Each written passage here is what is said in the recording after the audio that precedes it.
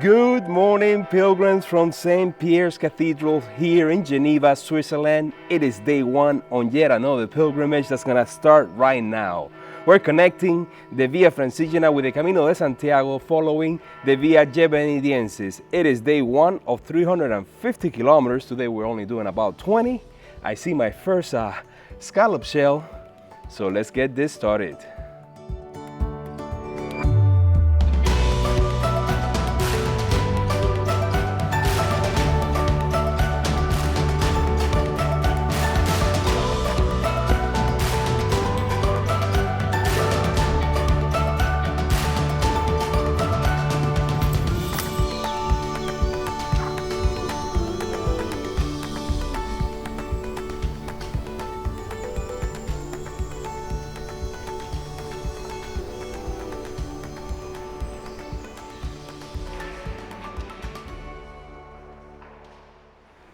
Now, speaking of St. Pierre's Cathedral, I stopped by yesterday afternoon after arriving here from doing the Tour de Mont Blanc, which is what I was doing for about 13 days. Incredible trip. So I went to the cathedral looking for a pilgrim stamp, and as it turns out, they don't have them. So I had to go to like a bookstore and just get this small notebook, and then went back to get my first stamp of the trip. Now we're gonna be following here the Via Jacobi signs. Those are the trails that are leading through Europe just to connect here in France with the Camino de Santiago. And the Via Gebenidiensis, I need to learn that name. That's the one that I'm going to be following. Today is going to be 20 kilometers, and most of those 20 kilometers is just going to be leaving Geneva behind. We're crossing into France really quickly on day one, which is great because the prices here in Geneva are astronomical compared to the rest of the Camino. I also need to look for a supermarket or a place to buy some food because at the town where I'm staying today, Charly, at the municipal Gite, the Gite etapa communal, there's nothing in that town for today or tomorrow morning. So I do need to stock up on food today. And also today is Sunday, which makes things even worse.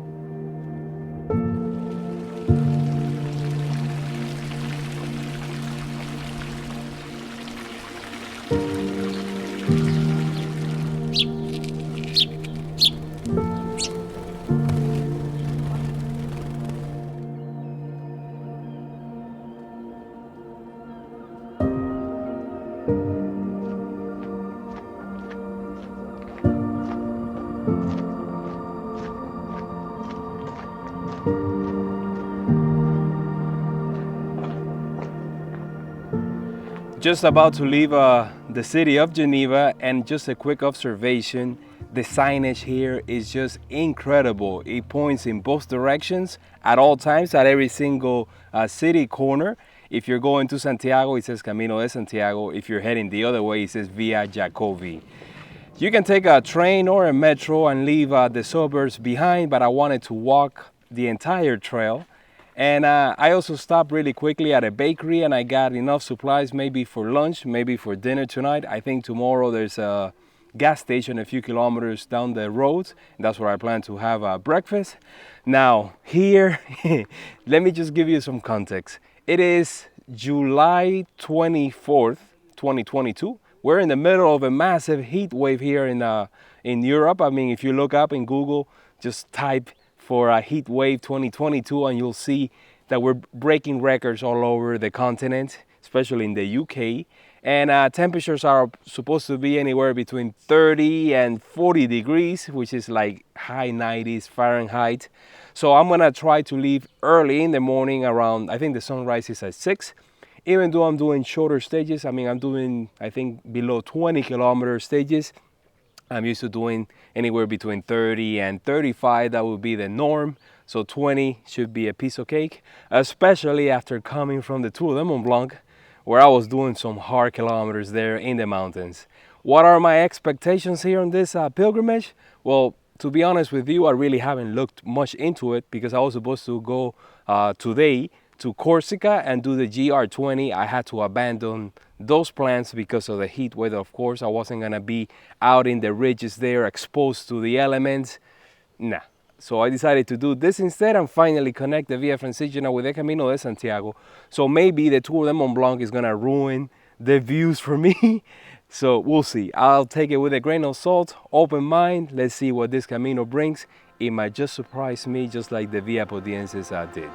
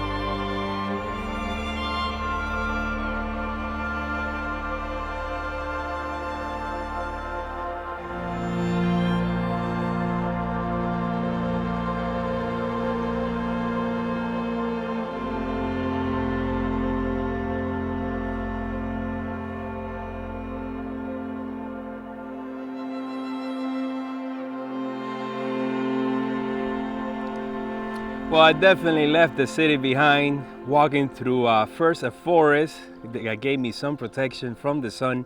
It is starting to warm up. It's already 11:30. Made it to the first church along the way. I was hoping that it was open, and it was, so I managed to get my first stamp of the day. Also, as you guys know, churches are great sources of water, and there's a water tap here for the pilgrims, so all is good. 8.7 kilometers down, so maybe 12 to go, and I see a sunflower field.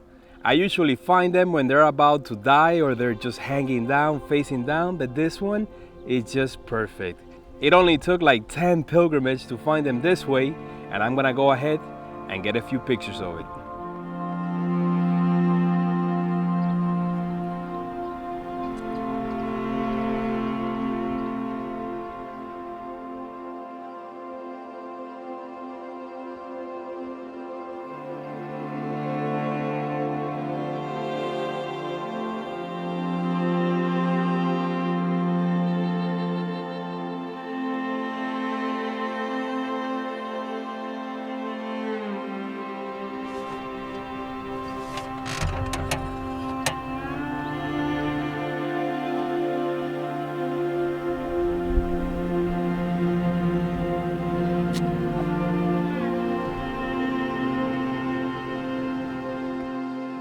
So here we are at the border crossing between Switzerland and France. So long Switzerland, it was short-lived, only one stage or about half of it, and welcome to France, where I'm gonna be spending the remaining 15 and a half days all the way to Le Puy-en-Velay.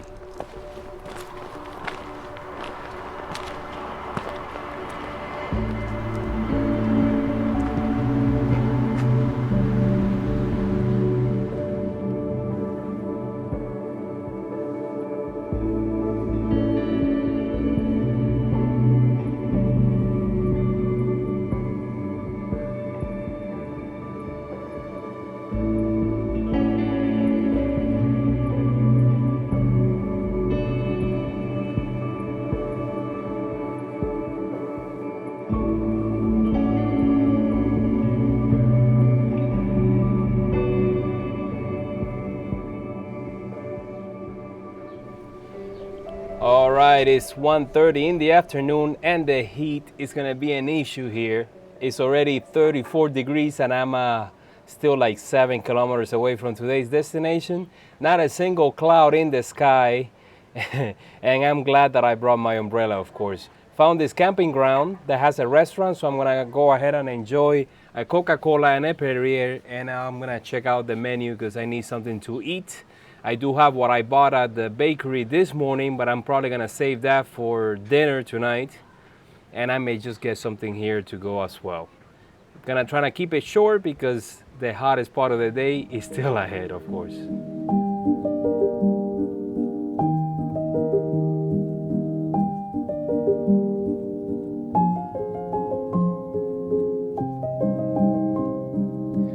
I wasn't really expecting a 5-star restaurant in a campground, but that's what I got, and I had a plate that was just like local fish from the area with French fries and a salad, and it cost me, what was it, like 25 euros plus the drinks.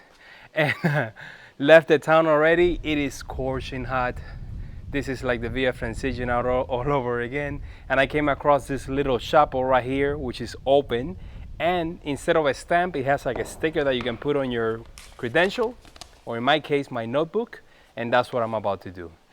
I think I'm about 2 hours away from today's Gite communal.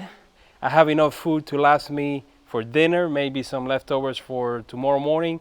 But I think tomorrow morning, definitely, I'm leaving at sunrise or even before, so that I can get to tomorrow's destination around noon and just avoid the afternoon heat. Incredible views of the mountains, nothing like the Tour de Mont Blanc, but I know I had to recalibrate my standards. I can also see Geneva in the distance.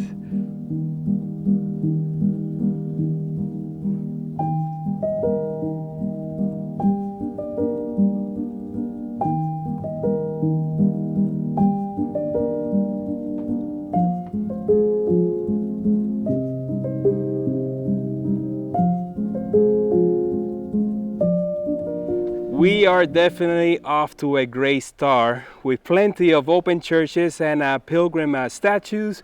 Also the scallop shells here in France and also in the half stage in Switzerland. They're using the scallop shell kind of like the yellow arrow. They rotate it and they make a point in the same directions as the arrows that they're using over here. This is something that I noticed in Asturias in Spain, but I got a lot of negative feedback when I posted that as a tip on the Facebook groups. Here, it seems to be working so far. Now let's go inside and get a stamp.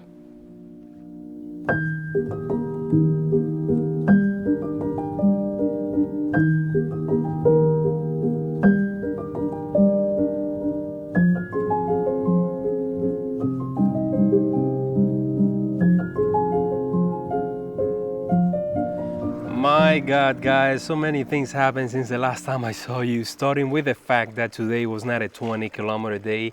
Turned out to be closer to 30, especially adding those 3 kilometers at the beginning before I made it to the cathedral where I started trekking.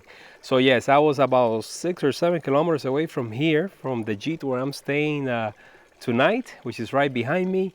And I found out that the people that booked this place, which is the people from the government here, from the municipality, they told me that if I got here after 6, the place will be closed. And I was like 6 or 7 kilometers away around 5 p.m. So I did a fast dash trying to get here as fast as possible. I even had to detour from the Camino for just a little section there and just take the main road. And I made it here at 6:05, destroyed. The door was open. There's a pilgrim inside from Switzerland, a German guy from Switzerland that also started this morning but way before me, and he also took the trolley to the outskirts of town. So once I made it here, of course, I was drenched in sweat. I did my laundry. It is drying right now outside. Both sets of clothes. And I'm staying all the way at the top. That's my window right there. I can see out into this water source over here. And then I found out that this place back here is kind of like a very tiny shop with a very tiny selection. So I bought a couple of beers and I bought some pasta just as a side to the things that I bought this morning at the bakery, and also a few little things for tomorrow's stage. Tomorrow's stage is probably going to be super short because I think I just walked a stage, maybe a stage and a half. So maybe tomorrow I'll make it to the town around noon or maybe a little bit after that. So yes, also there's no lights in my room all the way in the roof of the house. So as soon as the sun goes down, I'm gonna head in, call it a night, wake up tomorrow at 5:30 and start walking around 6. What else? What else can I tell you that you guys don't know already? Oh yes, the pilgrim there has 2 guidebooks, so he gave them to me and I started taking pictures of all the places that have support along the way just to be a little bit more prepared. There's a stamp. I think the place is by donation, about 15 euros per night. There's a lockbox there where you can drop an envelope with the money. And that's about it.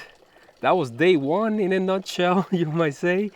Very surreal just being back on the Camino. A lot of great things along the way that I wasn't expecting.